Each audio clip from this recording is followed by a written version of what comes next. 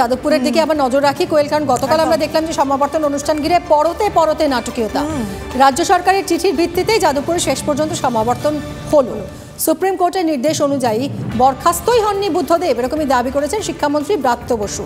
বাংলার শাস্ত্র অনুযায়ী রাজ্যপাল কালিদাসে পরিণত হচ্ছেন, বোসকে কটাক্ষ করে মন্তব্য করেছেন ব্রাত্য বসু।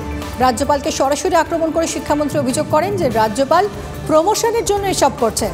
উপরাষ্ট্রপতি না হলেও তার ধারে কাছে কিছু একটা হওয়ার চেষ্টা করছেন, এরকমই কটাক্ষ করেছেন শিক্ষামন্ত্রী ব্রাত্য বসু।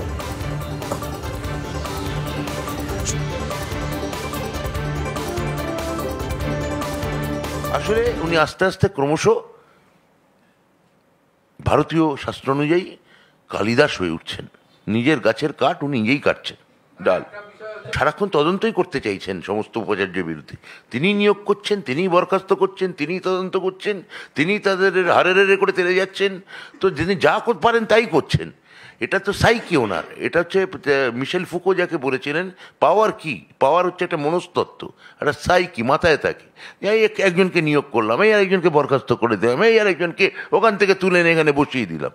এই যে সাইকি, এটা উচ্চশিক্ষার প্রতিষ্ঠানের পক্ষে অত্যন্ত বিপজ্জনক। কথা বলবো সুমনের সঙ্গে, আমাদের প্রতিনিধি সুমন। এই যে রাজ্যপাল সংঘাত, এর প্রত্যক্ষ একটা প্রভাব এসে পড়ছে এবার শিক্ষাক্ষেত্রে। এর থেকে ক্ষতিগ্রস্ত হচ্ছেন তো পড়ুয়ারাই। সমাবর্তন একটা শিক্ষা জীবনে, ছাত্রের জীবনে এটা একটা খুব বড় ব্যাপার, বড় অনুষ্ঠান, সম্মানের তারা সার্টিফিকেট, ডিগ্রি তারা নিচ্ছেন, তাদের অভিভাবকরা থাকছেন, একেবারে ইউনিভার্সিটির প্রধান তার হাতে সেই ডিগ্রি তুলে দিচ্ছেন। অথচ এইরকম একটা অনুষ্ঠানকে ঘিরে যে একটা পরিস্থিতি তৈরি হলো, মানে পড়ুয়াদের স্বার্থের কথা কেউই দেখছে না। আমি বলবো পড়ুয়াদের মনস্তত্ত্বের কথাটা ভাবো মিমি। পড়ুয়ারা সমাবর্তনের জন্য অপেক্ষা করে থাকেন, এই যে কখন একটা রোপ পড়বেন, রোপ পড়ে তারা অ্যাওয়ার্ডটা নেবেন, সেটাকে কিভাবে ছবি তুলবেন সেই প্ল্যানিং করেন পড়ুয়ারা। দীর্ঘদিন পড়াশোনার পর সেই ডিগ্রি সার্টিফিকেট তারা হাতে পান। যাদবপুর বিশ্ববিদ্যালয়ের পড়ুয়ারা সমাবর্তনের আগের দিন রাত পর্যন্ত জানতেন না আদৌ সমাবর্তনটা হবে কিনা। এই যে রাজ্যপাল সংঘাত, যার খবর আমরা ক্রমাগত করি, দেখো এই সংঘাত থামার কোনো নামই নেই। যাদবপুর বিশ্ববিদ্যালয় বলে শুধু নয়, রাজ্যের প্রত্যেকটি সরকারি বিশ্ববিদ্যালয়ে রাজ্যপাল সংঘাতের প্রভাব পড়ছে।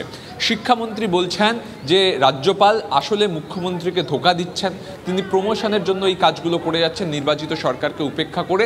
এমনকি ভারতীয় শাস্ত্র অনুযায়ী তিনি কালিদাসে পরিণত হচ্ছেন। শিক্ষামন্ত্রী রাজ্যপালকে কটাক্ষ করছেন, আচার্য পাল্টা একটা স্টেপ নিচ্ছেন।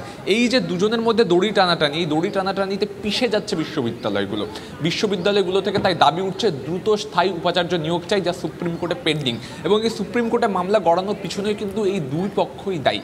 সেই জায়গায় দাঁড়িয়ে রাজ্যপাল সংঘাত আমাদের রাজ্যে ক্রমশ জোরালো হচ্ছে, যার সরাসরি প্রভাব বিশ্ববিদ্যালয়ের স্বার্থে পড়ছে, ছাত্র স্বার্থে পড়ছে, রাজ্যের উচ্চশিক্ষার স্বার্থে পড়ছে, যা একেবারেই কাম্য না বলছেন শিক্ষাবিদরা। একদমই তাই সুমন।